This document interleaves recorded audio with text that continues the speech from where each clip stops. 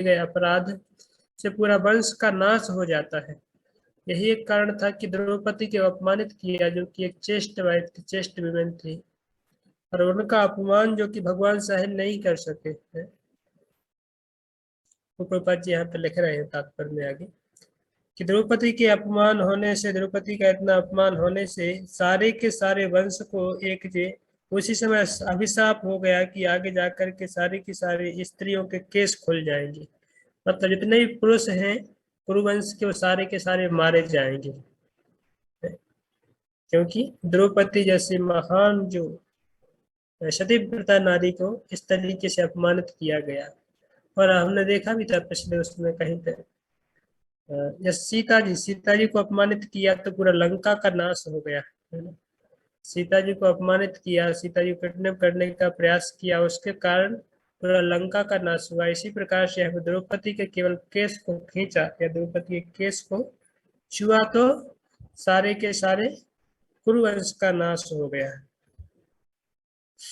तो प्रभुपाद जी लिख रहे हैं, रानी द्रौपदी की चोटी अत्यंत सुंदर थी, जिसे राजसूय यज्ञ के अवसर पर पवित्र किया गया था। किंतु जब वे दाव में हारी जा चुकी थी तो दुशासन ने उन्हें महिमा मंडित केसों को उनके महिमा मंडित केसों को छूकर उनका अपमान किया था।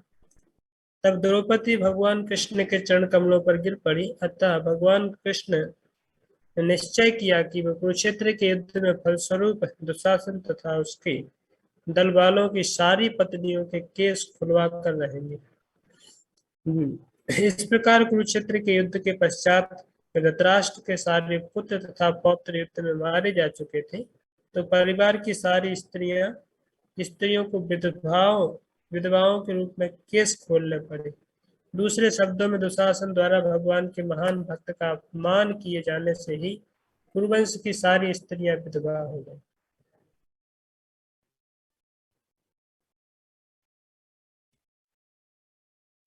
योनो जुगोपवन एतदुरन्तकस्यात् दुर्वाससोररचितात् युगताग्रभुग्या शाकान्यशिष्टमुपयुज्य यतस्त्रिलोकीम् तप्ताभमस्तसलिले विनिमङ्गसङ्घा। हमारे वनवास के, आप लोग पढ़िए इसको, एक एक पढ़ सकते हैं या तो एकदम स्पीड में जाएंगे, कुछ है नहीं विशेष, पढ़िए। हरे कृष्ण प्रभु जी। हमारे वनवास के समय 10,000 शिष्यों के साथ भोजन करने वाले दुर्वासा मुनि ने हमें भयावह संकट में डालने के लिए हमारे शत्रुओं के साथ मिलकर चाल चली। उस समय उन्होंने कृष्ण ने केवल जूठन ग्रहण करके हमें बचाया था। इस तरह उनके भोजन ग्रहण करने से नदी में स्नान करती मुनि मंडली ने अनुभव किया कि वह भोजन से पूर्ण रूप से संतुष्ट हो गई और तीनों लोकों में संतुष्ट हो गए। तात्पर्य पढ़ना है प्रभु जी। ओके, तो ये आपको स्टोरी सबको पता ही है ना, तो इसमें हम नहीं जाएंगे। रूपा जी प्रभु। दुर्वासा मुनि के बारे में बता रहे हैं कि किस तरीके से दुर्वासा मुनि आकर के द्रौपदी को वो करने के लिए आए थे, पांडवों को अपमानित करने के लिए आए थे, पर भगवान ने सबका लाज बचा लिया।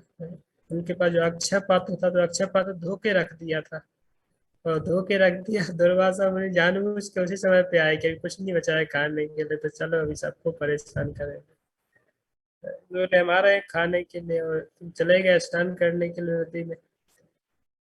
तब तो द्रौपदी तो परेशान हो गई, क्या खिलाएंगे, और नहीं भी खिला पाए तो श्राप दे के चले जाएंगे। ऐसे वैसे साधु थोड़ी है, पता नहीं क्या श्राप देंगे, वो भी कोई ठिकाना नहीं। तो वो सब परेशान थे। तब उसने में कृष्ण आए, तो कृष्ण को बताया कि ऐसी ऐसी समस्या है। तब कृष्ण बोले कोई बात नहीं, जाओ आपका अक्षय पात्र उठा करके लाओ, अक्षय पात्र में से हमें कुछ खाने को दो।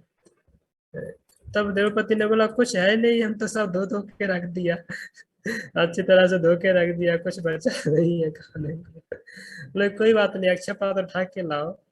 द्रौपदी अक्षय पात्र उठा के लाई, तो भगवान ने पता नहीं कहाँ से निकाल करके छोटा सा एक कण निकाल लिया, चावल का कण उसमें लगा था, और उसको भगवान खा गए। जैसे भगवान ने खाया, तो जितने भी जो गेस्ट आए थे दुर्वासा के साथ में, कितने उनके सारे शिष्यों के साथ 16,000 ऐसे कुछ वो आए थे, तो सारे के साथ शिष्यों का पेट भर गया। दुर्वासा का तो इतना पेट फूल गया कि भागा दुर्वासा वहां से। क्योंकि द्रौपदी आ गए, भीम आ गया बुलाने के लिए, बन गया ऐसा, खाना पड़ेगा, नहीं तो मारेंगे पकड़ के, इतना वेस्टेज करोगे तो। भागे वो लोग वहीं से, लौट के इस साइड देखे भी नहीं, भाग लो भी नहीं तो पिटाई पिटाई हो जाएगी। सब भाग गए वहीं से। सबका पेट भर गया। तो कहने का मतलब, हाँ, वो श्लोक आता है ना भागवतम में, यथा तरोर्मूल सेचनेन तृप्तन्ते तत्र स्कंदभुजोपशाखा प्राणेन हारस्यथेन्द्रियाणां यथारहं तथा अच्युतेज्य। जिस प्रकार से पेड़ की जड़ों में पानी डालने से सारा पेड़ के तने और फल फूल पत्ते आदि सब हरे भरे हो जाते हैं, और आमाशय में भोजन डालने से शरीर के सारे अंग हृष्ट पुष्ट हो जाते हैं, संतुष्ट हो जाते हैं। इसी प्रकार से भगवान अच्युत को भोजन कराने से, भगवान कृष्ण की संतुष्ट करने से सारा जगत संतुष्ट हो जाते हैं। तो इसी प्रकार से यहाँ पे दुर्वासा मुनि का जी स्टोरी बताया गया है। और अर्जुन वो याद कर रहे हैं कि दुर्वासा के ऐसे महान छल से भगवान ने हमें बचा लिया।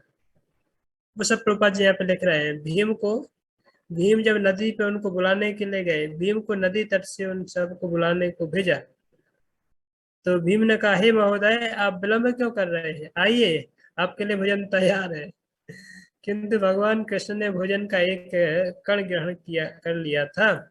इतने नदी में स्नान करते समय अतिथियों का भी पेट पूरा भर चुका था। उन्होंने सोचा कि महाराज युधिष्ठिर ने उन सबों के लिए नाना प्रकार के व्यंजन तैयार किए होंगे।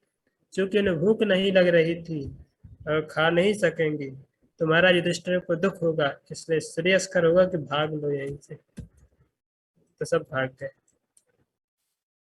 भगवान की चाल। यत्तेजसाथ भगवान युध शूल पाणी भीष्मा भीष्मापितः सगिरजोस्त्रमदाञ्जनं मे अन्येऽपि चाहममुनेव कलेवरेण प्राप्तो महेन्द्र भवने महदासनार्धम्। पढ़िए। हरे कृष्ण प्रभु जी। यह उन्हों का प्रताप था कि एक युद्ध में शिवजी तथा उनकी पत्नी पर्वतराज हिमालय की कन्या को आश्चर्यचकित करने में समर्थ हुआ। इस तरह वे शिवजी मुझ पर प्रसन्न हुए और उन्होंने मुझे अपना निजी अस्त्र प्रदान किया। अन्य देवताओं ने भी मुझे अपने अपने अस्त्र भेंट किए, और इसके अतिरिक्त मैं इसी वर्तमान शरीर से सर्वलोक पहुंच सका, जहां मुझे आधे उच्च आसन पर बैठने दिया गया। ओके, तो अभी अर्जुन आगे का स्टोरी बता रहे हैं किस तरीके से शिव जी से मुझे एक अस्त्र मिला, क्योंकि शिव जी मुझ पर प्रसन्न हो गए। शिव जी अर्जुन का युद्ध चलता है तो वहां से शिव जी प्रसन्न हो जाते हैं आशुतोष से। बाद में जो है अर्जुन को अर्जुन स्वर्ग में भी जाते हैं, स्वर्ग में इंद्र से मिलते हैं, तो वहाँ पे इंद्र वगैरह उनको सब अस्त्र शस्त्र प्रदान करते हैं। तो जिसमें यहाँ पर बताया गया है कि रावण जो है शिव जी के महान भक्त थे, उसी प्रकार से आजकल के लोग भी शिव जी के महान भक्त होते हैं, जो कृष्ण के भक्तों के साथ जाकर के कामों का लड़ाई मोल ले लेते हैं।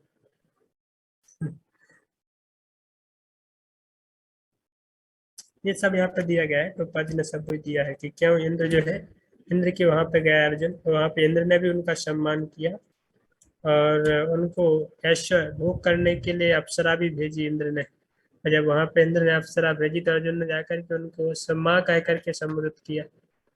तो फिर जो है अप्सरा अपमानित हो गई, कह रही मैं तो आई थी इनको वो देने के लिए, एंजॉय देने के लिए, तो माँ बोल रहा है, कैसा पागल इंसान है, वो भाग जाए यहाँ से। तब उनको श्राप भी देते हैं ना शायद, नपुंसक होने का, कि तुम नपुंसक हो जाओगे करके, ऐसा एक श्राप भी देते हैं। पर वो श्राप उनको बाद में काम आता है अज्ञातवास में। तो भगवान का प्लान है इस सब चीजों के लिए। पढ़िए, इसको कौन पढ़ेंगे, श्लोक को पढ़िए, तो उसका अनुवाद पढ़िए। हरे कृष्णा प्रभु जी, मैं पढ़ती हूँ।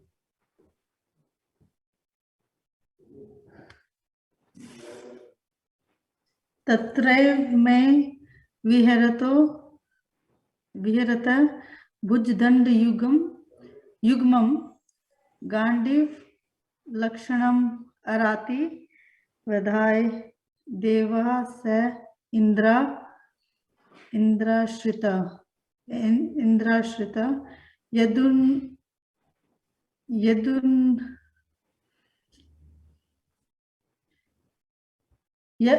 क्या इसको प्रभु जी ये क्या है? यदनुभावित यदानुभावित आज मेरा, ये क्या है, यहाँ पे एक एक वर्ड करके पढ़ाएंगे तो फिर वो पढ़ नहीं पाएंगे, उसमें संधि विच्छेद करेंगे तो अलग अलग शब्द है। तेन मध्य मुषित पुरुषेण भूमना। हरे कृष्ण।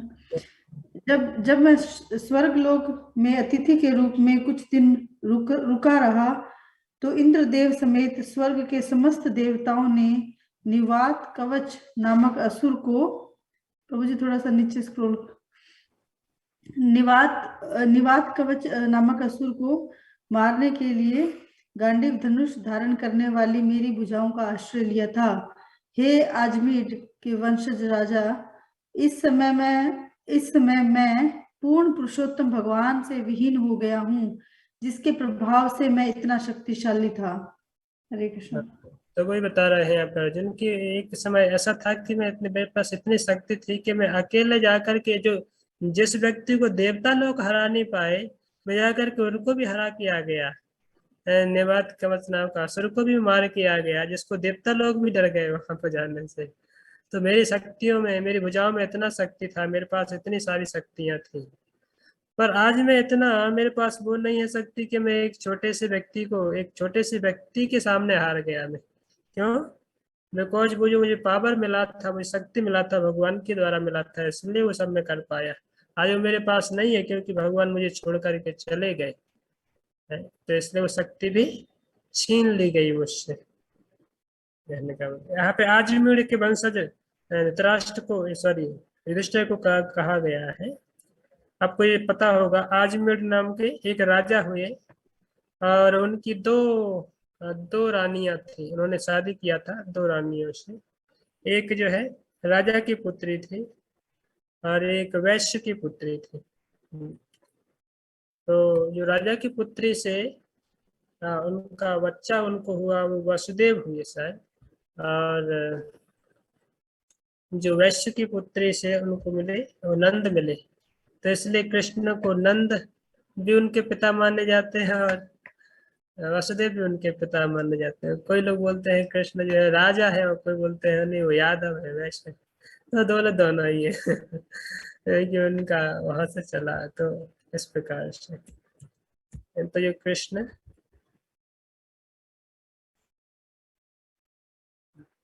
वैसे उनका ओरिजिनल जो है वो तो राजा ही है, पर यहाँ तो भगवान लीला की दृष्टि से एक प्रभु जी, सॉरी प्रभु जी, समझ में नहीं आया मुझे, आप किन नंद और वासुदेव की बात कर रहे हो? भगवान श्री कृष्ण की? हाँ। तो भगवान श्री कृष्ण, ये तो पहली बार ही नाम सुना इन राजा का। आज भी आके एक राजा हुए, जिससे ये उनके वसुदेव और उनके पहले भी एक राजा हुए, नंद महाराज के पहले। उनके जो पिताजी हो सकते हैं, दादाजी, तो उन्होंने, उनकी 2 रानियां थी, उन्होंने 2 शादी किए थे, एक वैश्य की पुत्री से और एक क्षत्रिय की पुत्री से। तो जो क्षत्रिय की पुत्री से जो पुत्र हुआ वो हुए वसुदेव, इसलिए वो राजा थे। और जो वैश्य की पुत्री से जो पुत्र हुआ वो नंद हुए। अच्छा, तो अच्छा। इसलिए ये 2 परिवार है, तो भगवान दोनों परिवारों में जाके लीला करते हैं। श्री कृष्ण जी के दादाजी थे ये? और बोल सकते हैं, दादाजी थे एग्जैक्टली कौन थे, पर मतलब उनके वंश में, इसलिए यहाँ पे आजमेर कहा गया, आजमेर उनके वंशज कहा गया है कि हे आजमेर के वंशज, अर्जुन उनको कह रहे हैं। ओके, पढ़िए इसको, कोई पढ़ सकते हैं श्लोक को गा करके? नहीं पढ़ सकते हैं, आप पढ़ो। रश्मि माता जी, आपको तो आता है पढ़ना।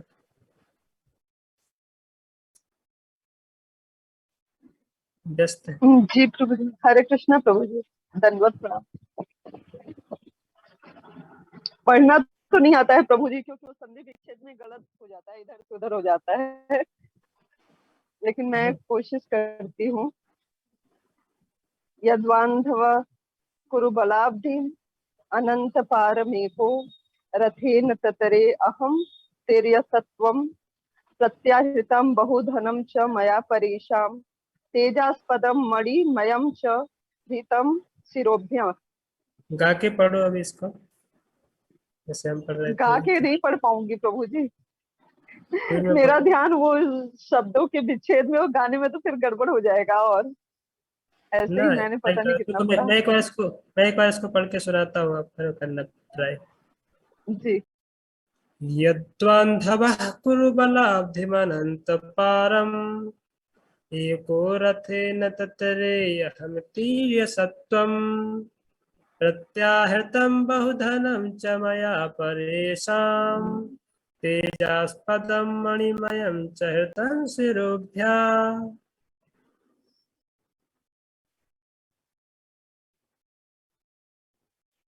पढ़ो अभी।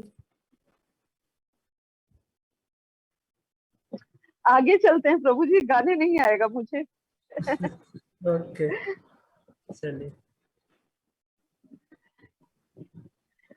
कौरवों की सैन्य शक्ति उस समुद्र की तरह थी जिसमें अनेक अजय प्राणी रहते थे। फलतः वह दुर्लभ थी, किंतु उनकी मित्रता के कारण मैं रथ पर आरूढ़ होकर उसे पार कर सका। यह उन्हीं की कृपा थी कि मैं गौओं को वापस ला सका और बलपूर्वक राजाओं के तमाम मुकुट एकत्र कर सका, जो समस्त तेज के स्रोत रत्नों से जटित थे। हाँ, तो यहाँ पर प्रभु अर्जुन उस चीज का ध्यान करा रहे हैं क्यों गौओं को वापस ला सका। तो गौओं को कहाँ वापस लाए थे अर्जुन? द्रुपद के यहाँ पे। ये द्रुपद के यहाँ की सारी गायें जो है तो कौरवों ने चुरा करके ले गए थे, वहां से घुस करके ले गए थे। तो फिर भगवान जो है उनको बचाने के लिए, और जब वहां पे गए लोग जो लोग, तो फिर उनको ही उनसे युद्ध हुआ तो हार गए, सबको हरा दिया। तब जो है उनका पुत्र विराट जो है वहां पे जाकर के, द्रुपद का पुत्र विराट वहां पे जब तो डर गया, उन्होंने तो नहीं, मैं तो नहीं जाकर के युद्ध कर पाऊंगा। तो फिर अर्जुन बोले एक काम करो, तुम रथ चलाओ और हम करते हैं युद्ध। बोले तुम कैसे करते हो भाई, तुम तो एक वो तो वेंडला के रूप में थे ना। बोले एक स्त्री कैसे युद्ध कर सकते? बोले चलो कोई बात नहीं, हम करेंगे। और तो युद्ध रथ चलाओ। तो अर्जुन ने लेकर के फिर सबको वहां पर भगा दिया मार के। तब फिर वो जाने उसी समय पकड़े जाते हैं कि अरे ये तो कोई सामान्य राजा नहीं, सामान्य वो नहीं है, स्त्री नहीं है, ये तो पांडव जिंदा है। तो पता चल जाता है अभी तो वो जिंदा है, ये तो हम सोचे थे मर गए हैं करके, क्योंकि इन लोगों का डाउट था वो लाक्षागृह में जला दिया था तो मर गए ना, मर गए वहां पर, सब सोच रहे थे मर गए वो तो यहाँ पे पकड़े जाते हैं तो जिंदा है अभी।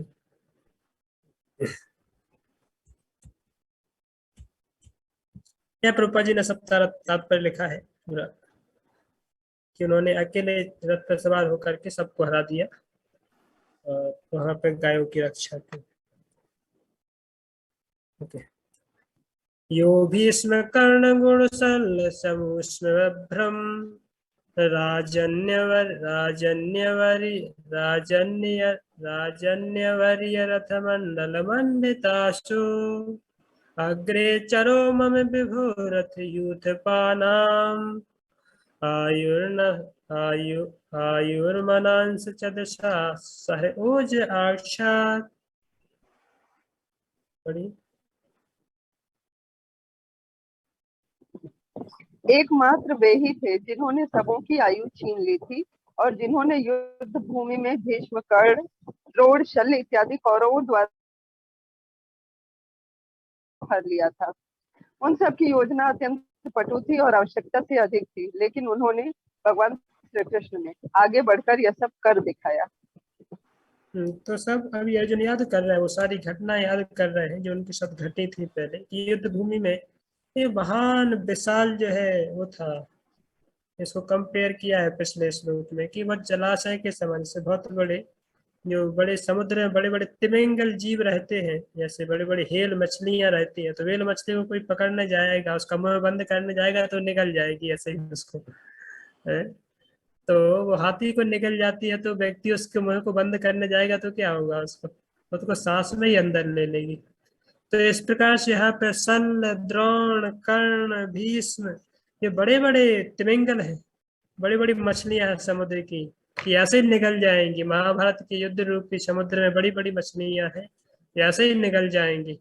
पर हम बच पाए, उस युद्ध को जीत पाए बजाय, क्योंकि कृष्ण हमारे साथ में उपस्थित थे, इसलिए हम सब कुछ जीत पाए, नहीं तो हमारी कोई शक्ति नहीं थी। यद्दोषमाप्रणहित गुरु भीष्म कर्णान् न तत्रत्रिगर्तसल्लसेन्धवबाहिन्यकाद्यै अस्त्राण्यमोघमहिमानिरूपितानि नो प्रशुर्हरिदास मेवासुराणि।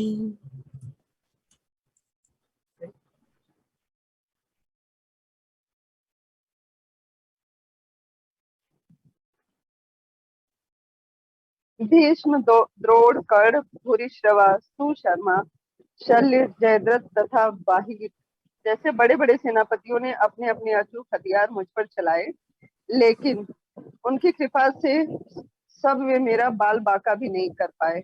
इस प्रकार भगवान नृसिंह देव के परम भक्त प्रहलाद महाराज अस्त्रों द्वारा प्रयुक्त समस्त शास्त्रास्त्रों से अप्रभावित रहे। तो इस प्रकार से नरसिंह देव की कृपा से प्रहलाद सारे के सारे अस्त्रों शस्त्रों से बचे रहे। उसी प्रकार से चूंकि भगवान थे तो हमको इतने प्रकार के बड़े बड़े तिमिंगल जैसे लोग जो अनेक प्रकार के अस्त्र शस्त्र चलाए, पर मेरी रक्षा हो पाई, मैं बच पाया, क्योंकि भगवान साथ में उपस्थित थे, इसलिए।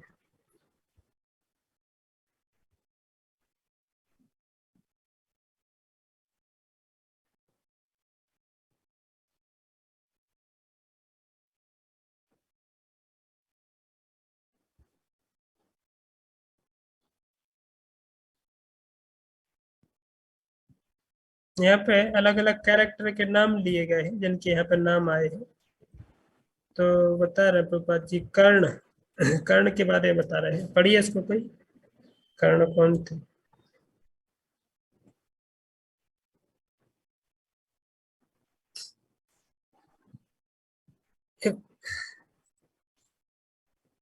एक कुंती के पुत्र थे जो महाराज पांडु से विवाह होने से पूर्व सूर्यदेव से प्राप्त हुए थे। कर्ण का जन्म हाथ के कड़े तथा कान के कुंडल सहित हुआ था, जो दुर्दम वीर के असामान्य लक्षण थे। प्रारंभ में उनका नाम वसुसेन था, लेकिन जब वह बड़ा हुआ तो उसने अपने प्राकृतिक कड़े तथा कुंडल इंद्रदेव को भेंट कर दिए और उसके बाद वैकर्तन कहलाया। कुमारी कुंती ने जन्म देने के बाद उसे गंगा नदी में फेंक दिया था।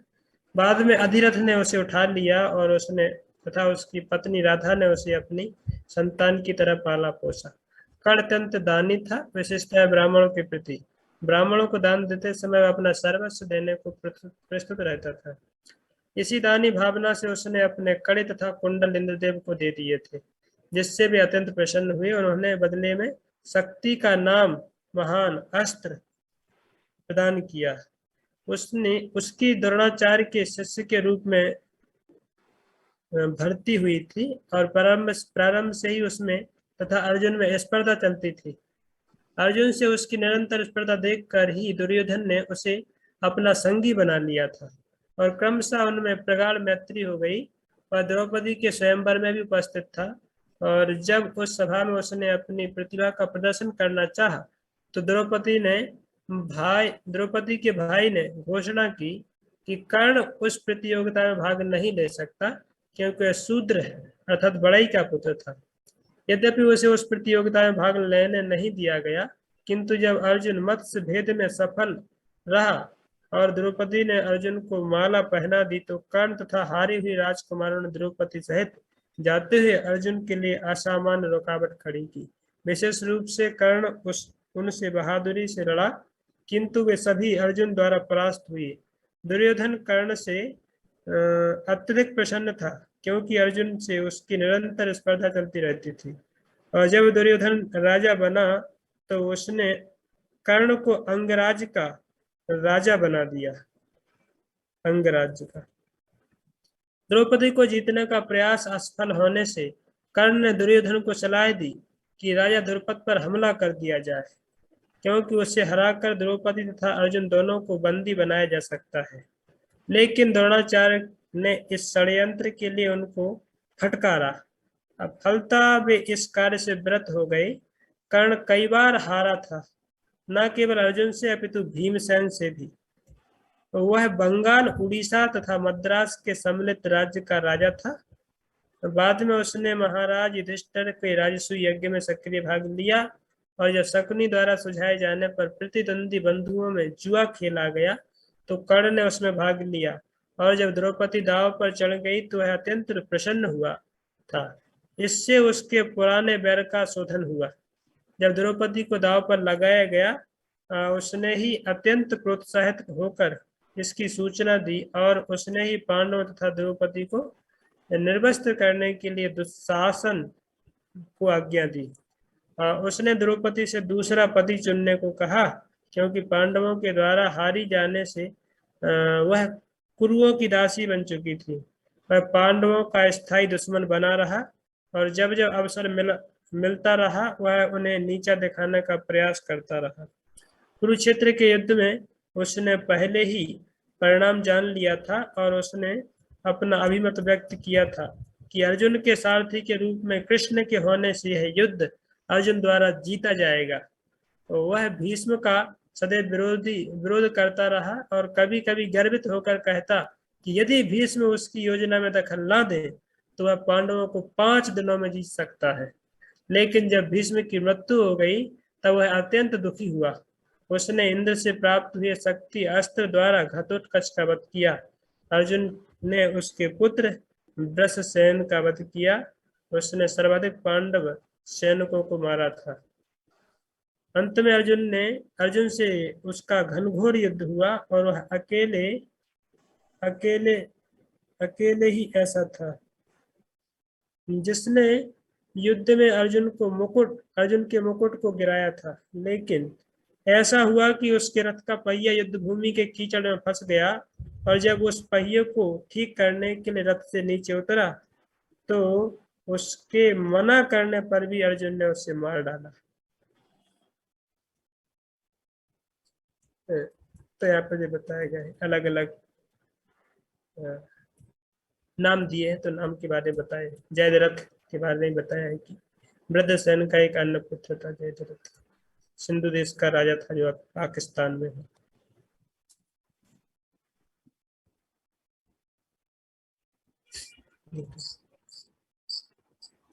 सौते वृतः कुमति नात्मद ईश्वरो में यद पाद पद्म भवाय भजन्ति भव्या माम श्रांत बाह मर्यो रथनो भुविष्टम न प्राहिरन यदनु भावन स्तत चित्ता।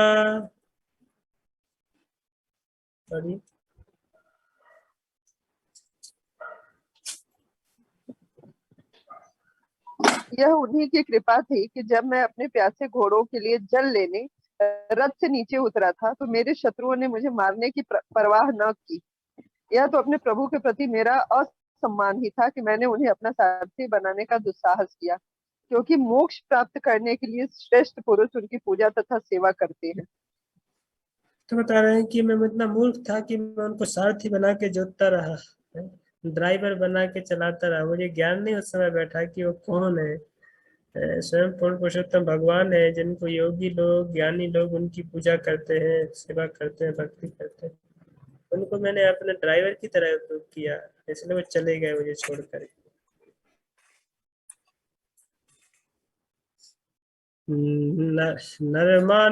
नरमान्युदार रुचिर स्मृत शोभितानि हे पार्थ हे अर्जुन सखे कुरु नंदनेति संजल्पितानि नरदेव हृदय स्पृशानि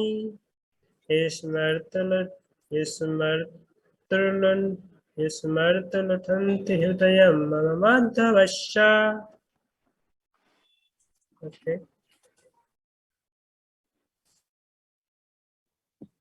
हे राजन, उनके परिहास तथा उनकी मुक्त बातें अत्यंत सुहावनी तथा सौंदर्य से अलंकृत होती थी। हे पार्थ, हे सखा, हे कुरुनंदन कहकर उनका पुकारना तथा उनकी समस्त सहृदयता की अब मुझे याद आ रही है और मैं अभिभूत हूँ। तो अर्जुन को वो सारे के सारे इंसिडेंट अभी याद आ रहे हैं जब बोलते हे पार्थ, हैं? ऐसे लड़ाई करो, हे पार्थ सुनो अभी क्या कहने जा रहा हूँ, हे सखा, हे कुरुनंदन।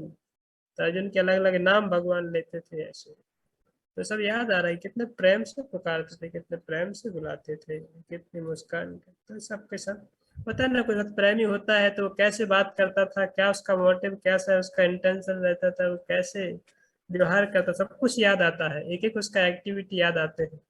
इसी प्रकार से अर्जुन को याद आ रहे हैं। सय्यासनाट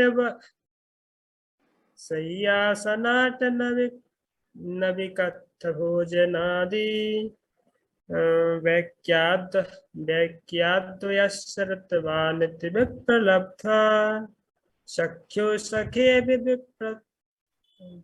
पितृवतः सुनयश्च सर्वं सेहे महान हितया कुमतेर्घम्मे।